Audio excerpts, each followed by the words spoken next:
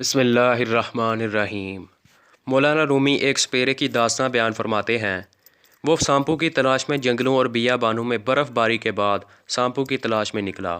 ایک جگہ اسے بہت بڑا مردہ اژدہا نظر آیا تو اس کے دل نے سوچا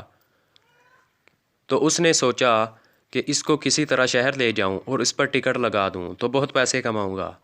تو پھر بڑی مشکل سے اور تکلیف سے اس کو کھینچ کر شہر لے آیا۔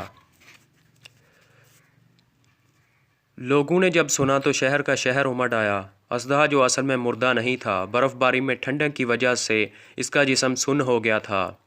ہجوم کی گرمی نے اور سورج کی حرارت نے اسے پھر سے ٹھیک کر دیا اور اس نے حرکت کرنا شروع کر دی۔ ہجوم نے جب یہ دیکھا تو بھاگ کھڑے ہوئے، جس کا جدھر منہ ہوا دور پڑا۔ سپیرا جو اژدہے کے پاس کھڑا تھا، اس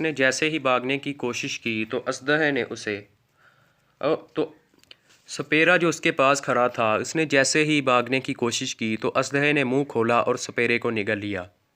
قریب ہی ایک بڑی عمارت میں بل کھا کر یوں زور لگایا کہ سپیرے کی ہڈیاں بھی سرما بن گئیں۔